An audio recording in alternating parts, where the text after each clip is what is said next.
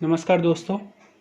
आज हम class 10th का पहला चैप्टर है केमिकल रिएक्शंस और इक्वेशंस के बारे में पढ़ेंगे। और ज़्यादा समय व्यतीत ना करते हुए हम जल्दी से पढ़ना स्टार्ट करते हैं। तो इस चैप्टर में लगभग हम दो चीज़ें पढ़ेंगे, एक तो केमिकल रिएक्शंस और केमिकल इक्वेशंस। एक केमिकल रिएक्शंस, एक केमिकल इक्वेशंस। ठीक है, सबसे पहले हम केमिकल रिएक्शंस के बारे में पढ़ेंगे। उसके बाद हम केमिकल इक्वेशन को बैलेंस कैसे करते हैं, सबसे इंपॉर्टेंट टॉपिक है ये इस चैप्टर का। फिर इसके बाद एक ही चैप्टर बचेगा, वो है टाइप्स ऑफ रिएक्शंस। लगभग मैं दो ही वो लूँगा वीडियोस में, ये पूरा चैप्टर पूरा कर दूंगा। तो अगर मैं बात करूं कि ये चैप्टर हमें पढ़ने की ज़रूरत क्यों पड़ रही है, तो आपने ज़्यादातर देखा होगा हमारे आसपास जो लोहा होता है उसमें जंग लग जाती है अपने आप। ठीक है, खाना पकता है। ठीक है, हमारे शरीर के अंदर जो बॉडी के अंदर जो फूड है वो डाइजेस्ट कैसे होता है। ठीक है, हम सांस लेते हैं और हमारे आसपास मतलब जो हमारा मिल्क होता है, ठीक है, अगर हम उसको रूम में छोड़ दें समर में तो वो खराब हो जाता है। ठीक है ना, तो ये सब क्या है, ये रिएक्शंस हैं, ये सारी केमिकल रिएक्शंस हैं जो हमारे आसपास होती हैं। तो उनको हम रिटन में अगर लिखना चाहें तो कैसे लिखेंगे? तो इसके लिए सबसे पहले हमें केमिकल रिएक्शंस के बारे में हम पढ़ रहे हैं। इंट्रोडक्शन में लगभग हम केमिकल रिएक्शंस के बारे में पढ़ रहे हैं। ठीक है, तो केमिकल रिएक्शंस के बारे में हम पढ़ रहे हैं, तो उसमें सबसे पहले आपको याद रखना है कि सबसे पहले हम जब भी लिखते हैं कोई भी केमिकल रिएक्शंस को, तो पहले रिएक्टेंट आता है, प्लस, ये प्लस का साइन लगाते हैं। ठीक है, फिर एक और रिएक्टेंट आता है। ठीक है, उसके बाद ये एरो का निशान लगाते हैं, मतलब इन दोनों से मिलने के बाद हमारे पास एक प्रोडक्ट आया है। ठीक है, उसको हम प्रोडक्ट बोलते हैं।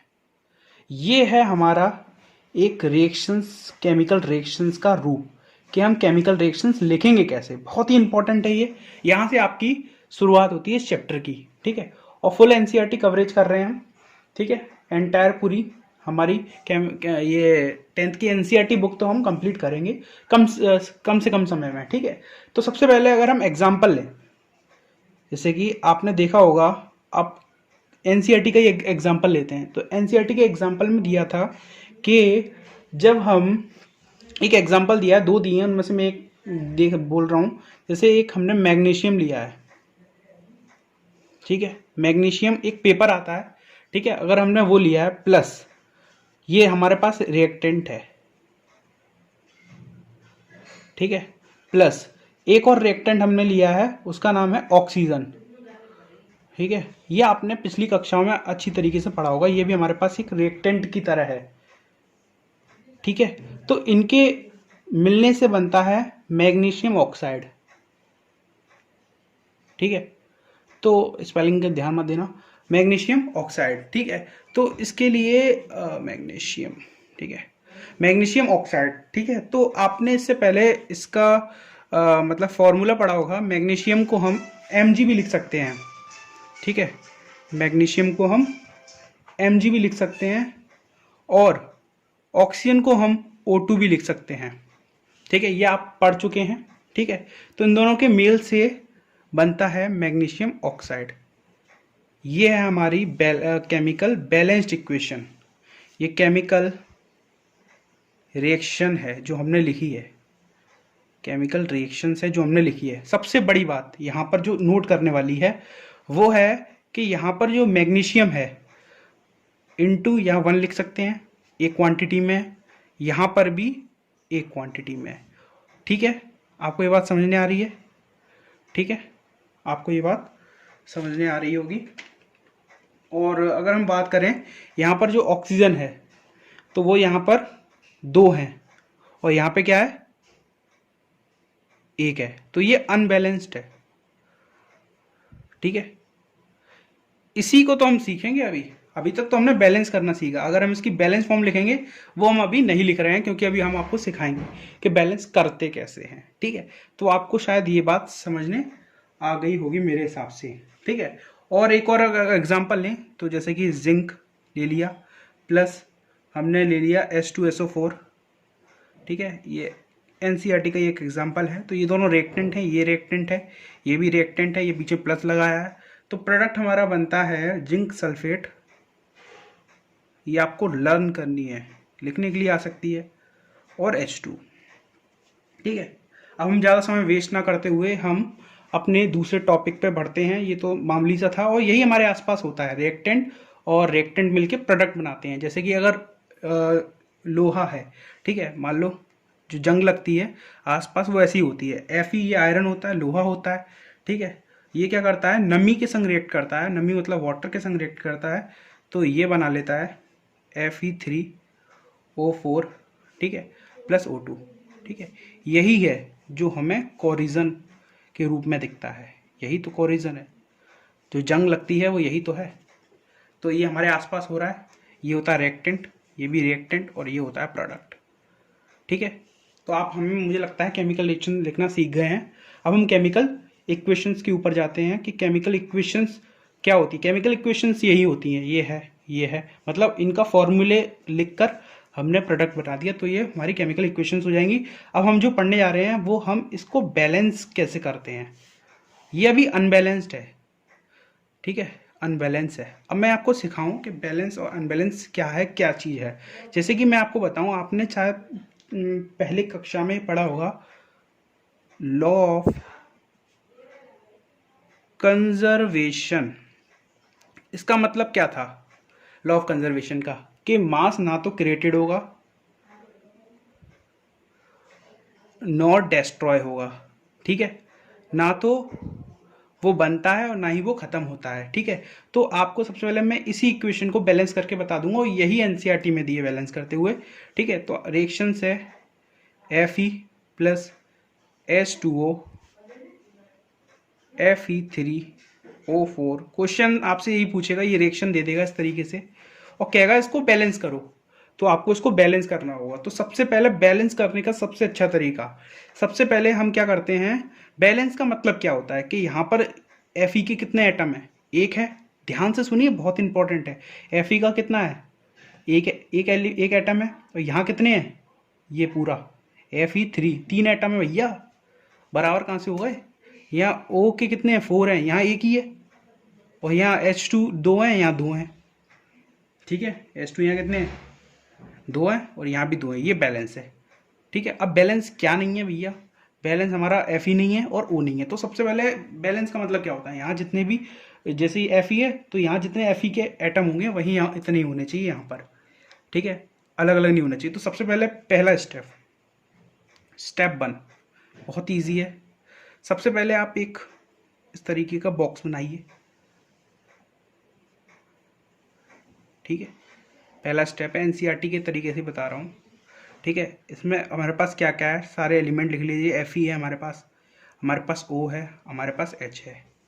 ठीक है, यहाँ पर लेफ्ट हैंड साइड और राइट हैंड साइड। ठीक है, कितने कितने आइटम है, Fe के यहाँ कितना है, 1 है, यहाँ कितना है, 3 है। ऑक्सीजन का यहाँ पे कितना है, 1 है, यहाँ कितना है, 4 है, और उसके बाद यहाँ पे भी इसके कितने हैं, 2 हैं, यहाँ भी 2 हैं। तो सबसे पहले बैलेंस करने का अच्छा तरीका है कि इसमें हमें देखना है कि इधर और इधर दोनों में से कोई एक जगह देख लो, और जहाँ संख्या ज़्यादा है, ठीक है, जैसे ये 4 सबसे ज़्यादा है, तो 4 क्या है भैया, ये ऑक्सीजन है। तो हम सबसे पहले इसी को बैलेंस करेंगे। ठीक है, बात समझने आ रही है। हम सबसे पहले ऑक्सीजन को दोनों तरफ बैलेंस करेंगे। अब यहाँ 4 है तो यहाँ पे क्या करना पड़ेगा, -2 करके 4 करना पड़ेगा। समझने आ रहा है। तो लेफ्ट हैंड साइड में ऑक्सीजन का लिख रहा है ये। ठीक है, पहला स्टेप तो भाई ये है, पहला स्टेप ये भी मान लो। इससे पहले यहाँ पे ऐसे बॉक्स बना लिया करो। इससे पहले वाला स्टेप बॉक्स बना लो। ठीक है, इससे पहले वाला स्टॉप क्या है, हमारे पास बॉक्स बना लो। बॉक्स बनाने का मतलब क्या है भैया, कि हमें जब भी कोई कोफिशिएंट का जब हम इनटू करेंगे, इसमें कभी भी हम इस बॉक्स के अंदर नहीं करेंगे। इस बॉक्स के अंदर नहीं करना है, हमें बाहर करना है, बाहर। ठीक है, तो यहाँ 4 ऑक्सीजन है, यहाँ पे भी 4 लाना है, तो यहाँ इंटू 4 कर देंगे तो इस बॉक्स के बाहर आएगा। ठीक है, समझ में आ रहा है। तो हम दूसरा स्टेप करते हैं, स्टेप 2। पहला स्टेप तो यही है कि आप ये लिख लें एटम्स। स्टेप 2 में देखें हम, तो स्टेप 2 में हमारे पास अब ये इक्वेशन आ गई Fe4 यहाँ लिख देंगे आगे, क्योंकि यहाँ पे 4 है, यहाँ पे भी हमें 4 करना पड़ेगा, क्योंकि left hand side equals to हमें करनी है राइट हैंड साइड। ठीक है, तो यहाँ सबसे ज़्यादा है, सबसे ज़्यादा वाले को देखते हैं, चाहे कहीं भी हो, इधर ज़्यादा है तो इधर इसी वाले पे आ जाएंगे, इधर ज़्यादा है इधर आ जाएंगे। अगर 4 ज़्यादा है ना तो यहाँ भी 4 लाना है, तो इंटू करके 1 लिख के 4 कर देंगे। तो 4 कम कर कहाँ रहे हैं हम, ऑक्सीजन कहाँ है इधर लेफ्ट हैंड साइड में, ये लेफ्ट हैंड साइड ही तो है, लेफ्ट हैंड साइड में ऑक्सीजन ये रही, तो 4 आगे लगा दिया डिब्बे के। ठीक है, तो 4 टाइम्स हम H2O लिख देंगे। ठीक है, और Fe3O4 और H2। इतना समझ में आ रहा है। अब देखिए क्या क्या आपका इक्वल हो गया। अब देखिए आपका ऑक्सीजन इक्वल हो गया है। इसका देखो इंटू करने का मतलब क्या होता है, 4 का इंटू इससे करेंगे तो यहाँ पर क्या है, अगर मैं आपको बताऊं, यहाँ पर 8 हाइड्रोजन है, क्योंकि 4 का इसमें इंटू होगा तो हाइड्रोजन यहाँ 2 हैं, तो 2 इंटू 4 कितने हो जाएंगे, 8 हो जाएंगे। और ऑक्सीजन यहाँ पे कितने होंगे, यहाँ O4 मत कर देना भैया, ये 4 एटम है ऑक्सीजन के, तो यहाँ पे भी कितने 4। अब ऑक्सीजन हमारी बैलेंस हो गई। अब हम देखते हैं दूसरा। अब इसको नहीं देखना है, अब हमें ये देखना है कि यहाँ पर अब हाइड्रोजन कितने हैं, 8, यहाँ कितने हैं 2, तो यहाँ पे भी हम 4 लगा देंगे, तो ये भी 8 हो गए और हमारे ये भी 8 हो गए। तो हमारे 2 बैलेंस हो गए, एक तो हाइड्रोजन और एक ऑक्सीजन। समझने आ रहा है, यहाँ तक आपको समझने आया। लास्ट स्टेप बचा है स्टेप 3। स्टेप 3 में क्या है, यहाँ पर कितने हो गए, यहाँ 4 लगाया हमने, यहाँ 4 लगाया, तो ये 8 यहाँ हो गए, 8 हाइड्रोजन। ठीक है, 8 हाइड्रोजन यहाँ हो गए, 4 ऑक्सीजन यहाँ हो गए, 4 ऑक्सीजन यहाँ हो गए। ठीक है, अब बचे सिर्फ आयरन। तो आयरन का यहाँ पे 1 है, यहाँ पे 3 है, तो यहाँ पे भी हम 3 लगा देंगे। 3 times of Fe, 4 times of H2O और Fe3O4 plus 4 times of H2। ठीक है, थोड़ा सा गंदा हो रहा है पर आपको शायद समझने आ रहा हो। तो ये हमारी हो गई बैलेंस्ड इक्वेशन। अगर आप यहाँ पर चेक कर सकते हैं कि सारे एलिमेंट बराबर होंगे, यहाँ 3 है, ये भी 3 है। ठीक है, ये 4 हैं, ये भी 4 हैं ऑक्सीजन, और हाइड्रोजन 8 है, ये भी 8 है, तो हमारी बैलेंस्ड हो गई। पर इसमें अभी भी थोड़ा काम बचा हुआ है, आपको थोड़ा सा और बताता हूँ। देखिए, कभी कभार हम, जैसे कि हमारे पास बैलेंस इक्वेशन आई थी, लिख लेते हैं क्या थी, कितना था, 4 टाइम्स H2O और यहाँ पर था हमारा Fe3O4 plus 4 times of H2, यही था। तो यहाँ पर जो आयरन होता है, अब आपको पता है ये सॉलिड फॉर्म में होता है। ठीक है, तो ऐसे लगा देंगे। अगर सॉलिड होगा